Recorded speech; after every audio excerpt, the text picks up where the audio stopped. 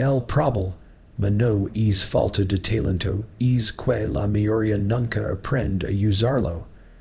Hoy vas a entender por qué. La mayoría de las personas confunde el estancamiento con incapacidad. Cuando los resultados no llegan, la explicación más cómoda es pensar que falta talento, inteligencia o algún don especial. Pero en realidad, lo que suele faltar no es capacidad, sino dirección. El talento es una fuerza bruta, poderoso, pero caótico si no sabe hacia dónde ir. Sin un rumbo claro, incluso las habilidades más sobresalientes se dispersan, se diluyen y terminan generando frustración en lugar de progreso. La dirección es lo que transforma el potencial en impacto. Es la diferencia entre moverse mucho y avanzar de verdad. Muchas personas trabajan duro, estudian, se esfuerzan, prueban cosas nuevas, pero lo hacen sin una meta definida. Van reaccionando a lo que aparece, copiando caminos ajenos, saltando de idea en idea. Es movimiento constante crea la ilusión de crecimiento, pero en realidad solo consume energía. No es que no son capaces de lograr algo grande, es que no han decidido con claridad que quieren construir ni por qué. Cuando no hay dirección, el talento se vuelve inconsistente, un día hay motivación al siguiente duda. Un mes hay progreso al siguiente abandono. La mente necesita un punto fijo para organizar prioridades, tomar decisiones y resistir la incomodidad. Sin es punto, cualquier obstáculo parece una señal para detenerse. La persona talentosa empieza a compararse, a cuestionarse, a pensar que quizá no es tan buena como crea. En realidad, no está fallando por falta de capacidad, sino por falta de un norte que le dé sentido al esfuerzo. La dirección también actúa como un filtro, permite decir no a distracciones atractivas, a oportunidades que no encajan, a caminos que prompten resultados rápidos pero desvían del objetivo real. Sin dirección, todo parece urgente y todo parece importante. El talento se reparte en demasiadas cosas y no se desarrolla a profundidad en ninguna. Con dirección, incluso recursos limitados se usan de forma estratégica. La persona deja de preguntarse qué puede hacer y empieza a preguntarse qué debe hacer ahora. Además, la dirección no tiene que ser perfecta, solo clara. Mucha gente espera tener todo resuelto antes de comprometerse con un camino, y mientras tanto no avanza. Pero la claridad no surge de pensar infinitamente, surge de decidir y ajustar sobre la marcha.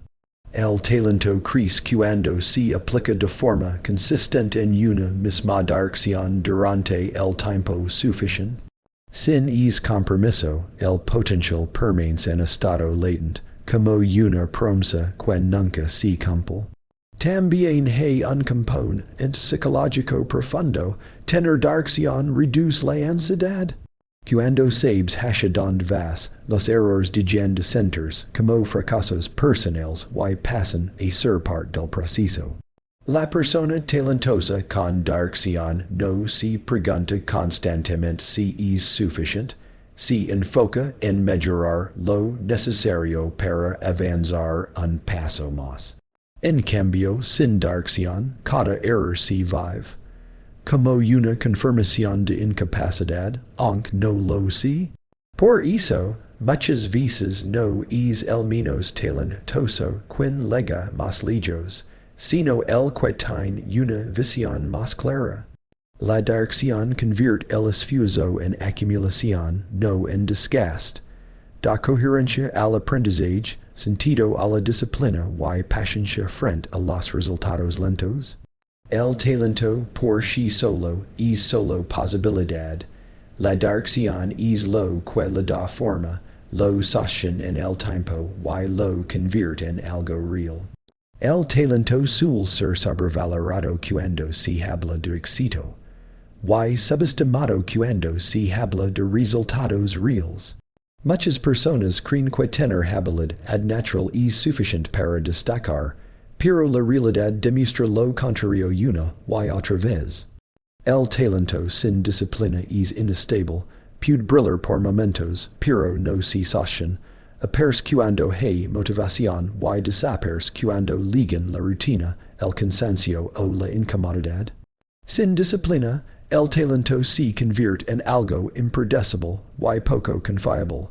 La disciplina es lo que permite que el talento se manifieste incluso cuando no hay ganas. Es la capacidad de actuar sin depender del estado emocional del momento. Mientras el talento define lo que puedes hacer, la disciplina define lo que haces todos los días.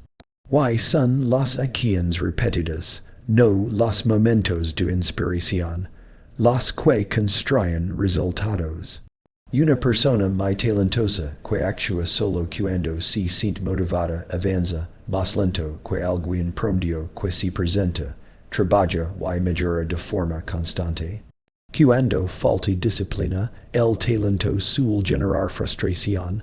La persona sabe que podría hacerlo mejor, sabe que tiene capacidad, pero no logra sostener el esfuerzo. Esto crea una brecha dolorosa entre lo que se es capaz de hacer y lo que realmente se hace. Con el tiempo, esa brecha se interpreta como falta de talento, cuando en realidad es falta de estructura. La disciplina no exige genialidad, exige compromiso con lo básico, incluso cuando parece aburrido o repetitivo. La disciplina también protege al talento del autoengaño. El talento sin disciplina suele esconderse detrás de excusas elegantes, esperar el momento perfecto, buscar mejores condiciones, cambiar constantemente de enfoque. La disciplina, en cambio, obliga a confrontar la realidad diaria.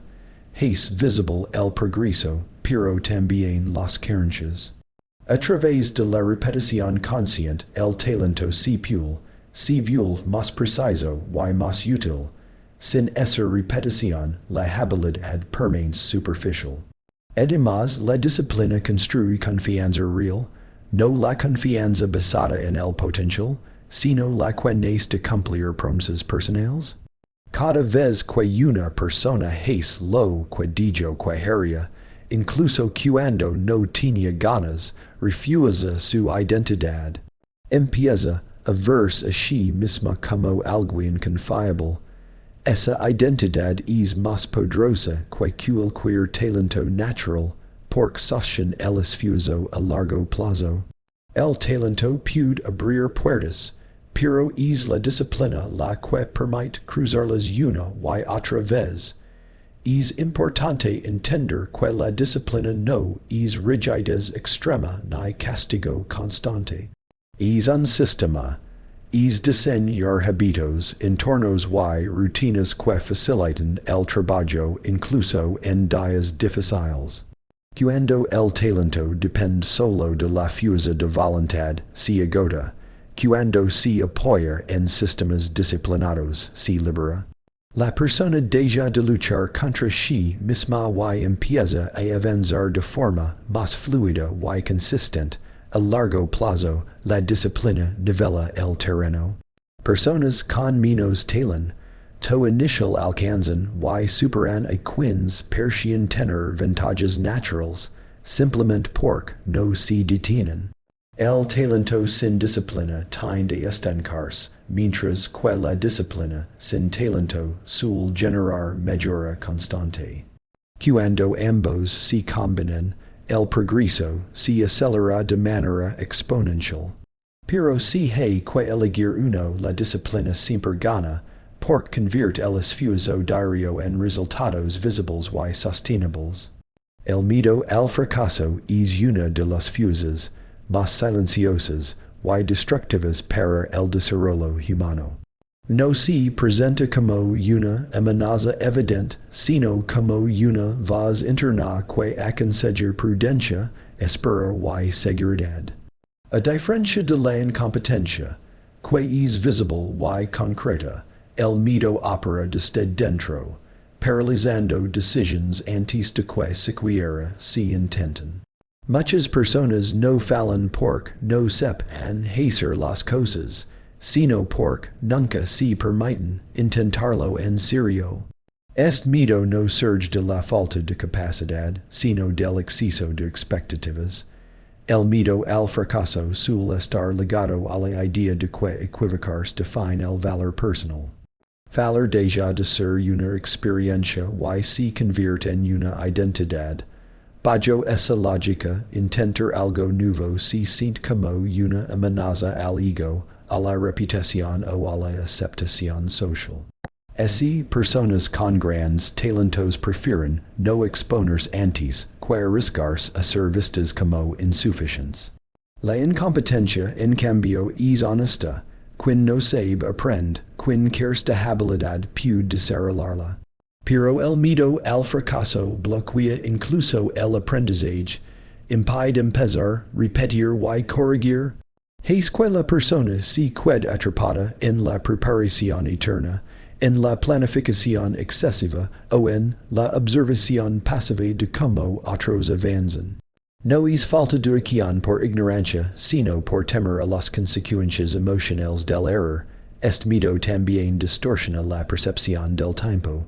Es creer que hay una sola oportunidad, un solo intento válido, un momento perfecto que no puede desperdiciarse.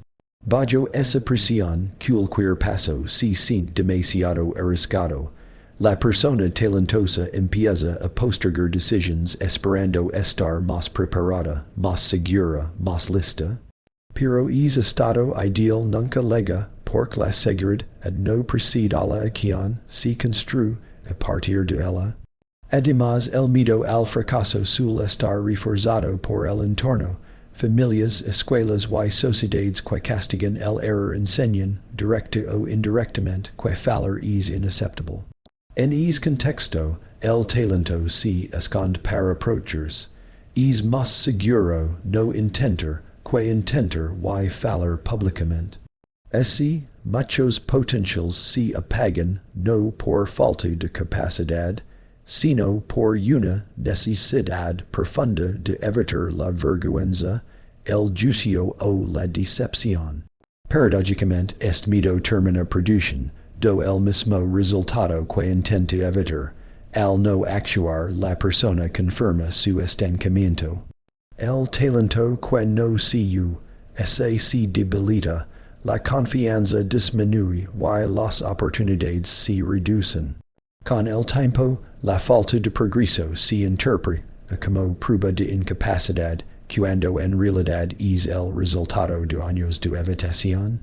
El miedo al fracaso no protege del dolor, lo prolonga. Superar este miedo no implica eliminarlo, sino redefinir el significado del fracaso. Cuando fallar se entiende como retroalimentación y no como condena, la acción deja de ser una amenaza. Las personas que avanzan no son las que no tienen miedo, sino las que actúan a pesar de él. Entienden que cada intento fallido reduce la incertidumbre y fortalece la experiencia. En ese proceso, el talento encuentra espacio para expresarse y crecer.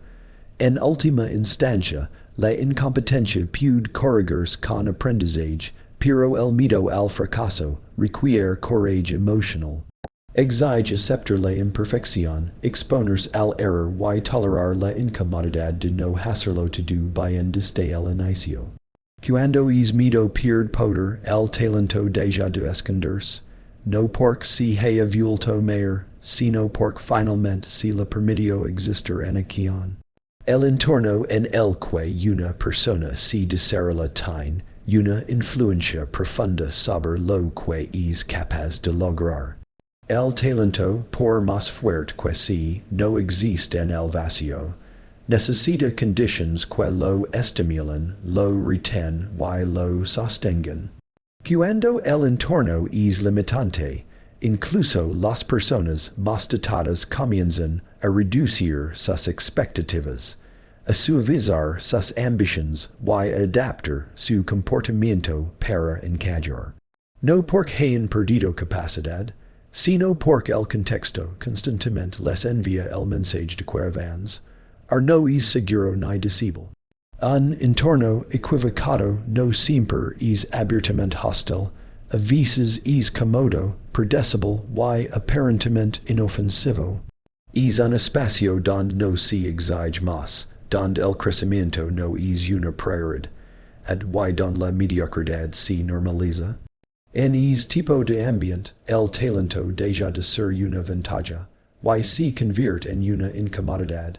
Destacar implica diferenciarse, y diferenciarse implica riesgo social.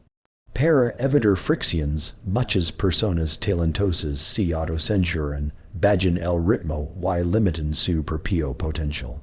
El entorno también moldea la percepción de lo posible. Si nadie alrededor intenta algo más grande, el talento no encuentra modelos que le muestran hasta donde puede llegar. Las aspiraciones se reducen al tamaño del contexto.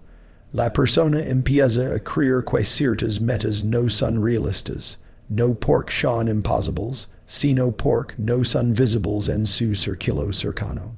Así el talento se adapta a un estándar bajo, y termina operando, muy por debajo de su verdadera capacidad. Además, el entorno influye directamente en los hábitos. Las conductas que se repiten a diario no dependen solo de la fuerza de voluntad, sino de lo que es normal y aceptado alrededor.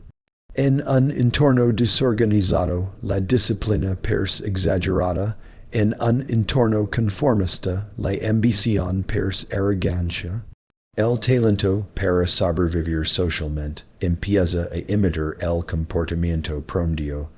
Con el tiempo, esa adaptación se vuelve automática y el potencial se diluye. También hay entornos que castigan el error y la iniciativa. En ellos, intentar algo nuevo es motivo de crítica, burla o desconfianza. Bajo esas condiciones el talento aprende a no exponerse, es más seguro mantenerse en lo conocido que arriesgarse a fallar frente a otros. La creatividad se reprime, la curiosidad se apaga, y la persona termina usando solo una fracción de lo que podría ofrecer. No porque no quiera más, sino porque el costo emocional de intentarlo es demasiado alto. Cambiar de entorno no siempre significa cambiar de lugar físico, aunque a veces es necesario. Puede implicar cambiar las personas con las que se comparte tiempo, las ideas que se consumen o los estándares que se aceptan como normales. El talento florece cuando se rodea de estímulos que lo desafían y lo elevan. Cuando el entorno premia el esfuerzo, valora el aprendizaje y tolera el error, el potencial encuentra espacio para expandirse. Al final, el entorno actúa como un amplificador o un reductor del talento, puede multiplicar sus efectos o neutralizarlos casi por completo. Ignorar esta influencia lleva a conclusiones equivocadas sobre la propia capacidad. Muchas personas no están fallando por falta de talento, sino por permanecer demasiado tiempo en espacios que no fueron diseñados para permitirles crecer. La mentalidad con la que una persona interpreta su realidad determina hasta donde puede llegar, independientemente del talento que posea. El potencial existe, pero no se expresa automáticamente. Necesita una forma de pensar que lo permita. Cuando la mentalidad es limitada, el talento se ve a través de un lente distorsionado.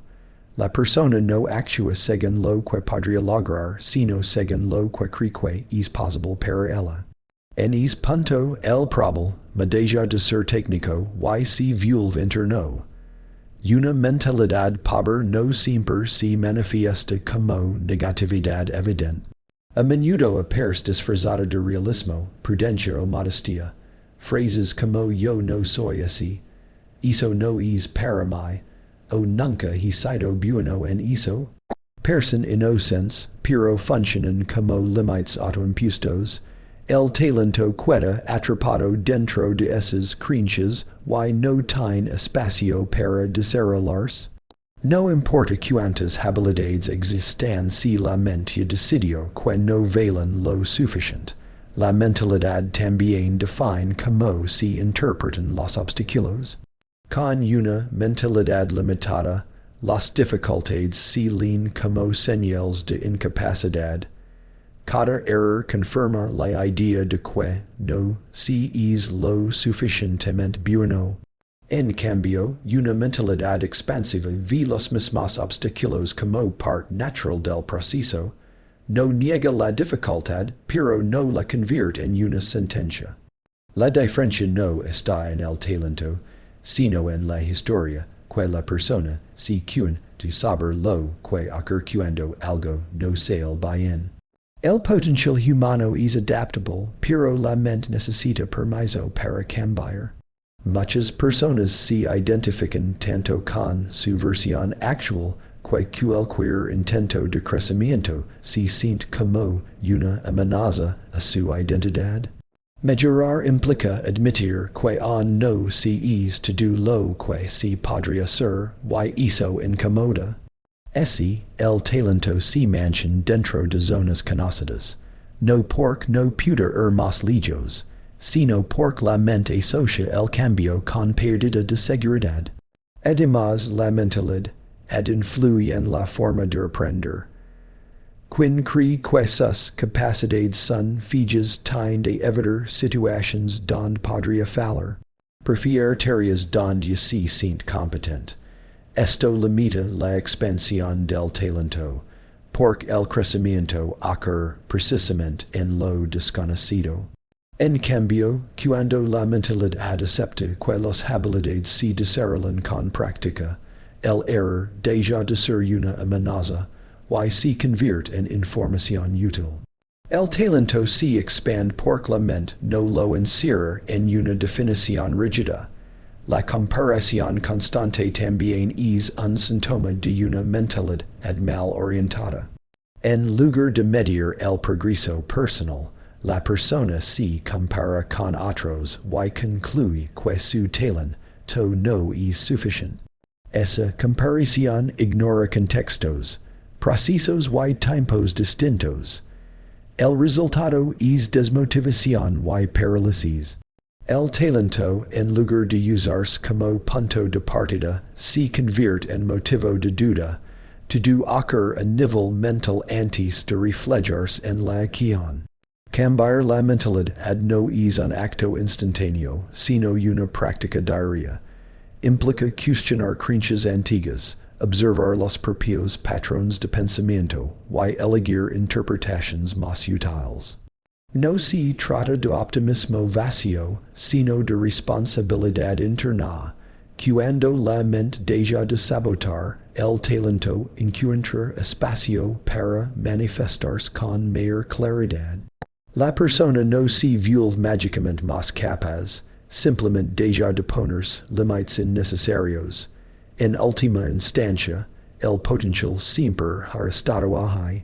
Lo que cambia es la disposición a explorarlo. Una mentalidad abierta no garantiza éxito inmediato, pero sí garantiza crecimiento.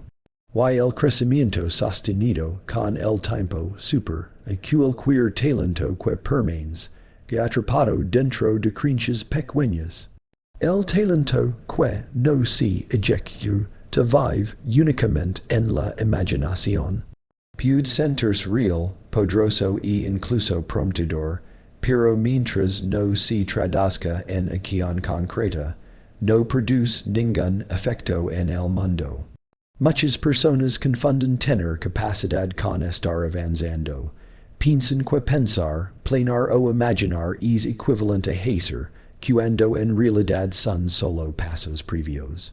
Sin ejecución, el talento permanece como una idea inconclusa, incapaz de generar resultados. La falta de ejecución suele justificarse con buenas razones. Se espera el momento adecuado, las condiciones ideales o la seguridad suficiente. Estas razones parecen racionales, pero en el fondo funcionan como mecanismos de postergación.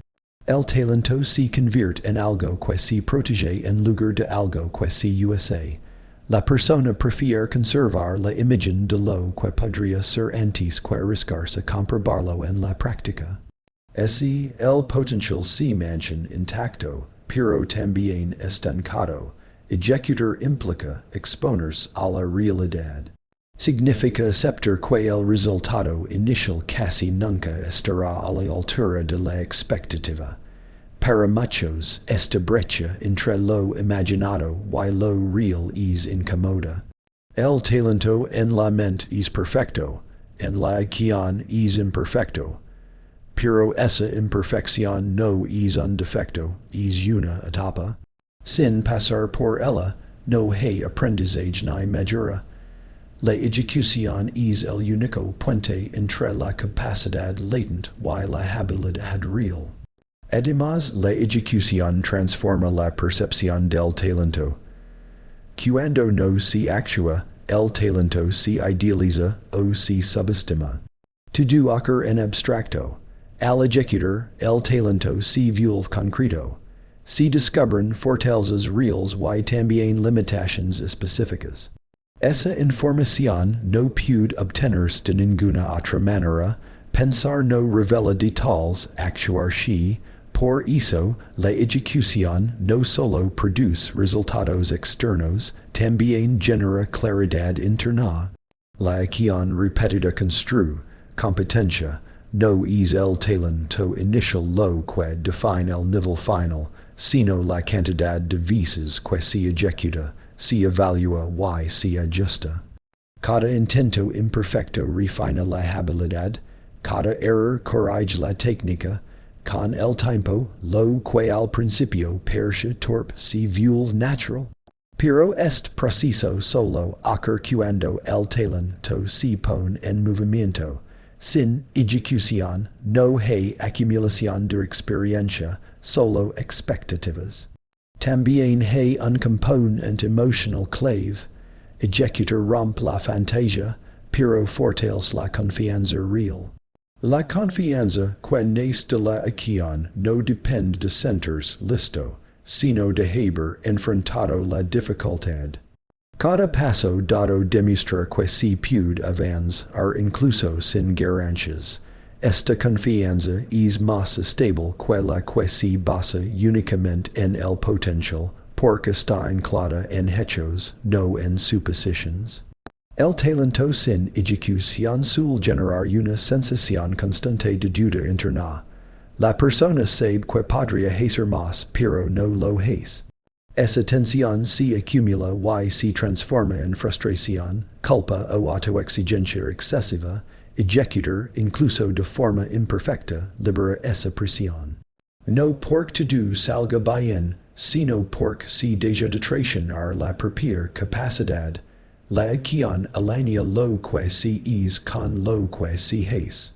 En última instancia, el mundo no responde al talento, responde a la acción. Las oportunidades, el reconocimiento y el progreso aparecen como consecuencia de lo que se ejecuta, no de lo que se podría ejecutar. El talento es solo el punto de partida. La ejecución es lo que le da forma, lo vuelve visible y lo convierte en algo real. Sin ella, el talento no fracasa, simplemente nunca llega a existir. El talento por sí solo nunca basta. Es la acción, la disciplina, la mentalidad y el entorno los que lo transforman en resultados reales. Reconocer esto cambia la forma en que vemos nuestras habilidades. No se trata de cuánto talento tenemos, sino de cómo lo usamos cada día para avanzar, aprender y crecer.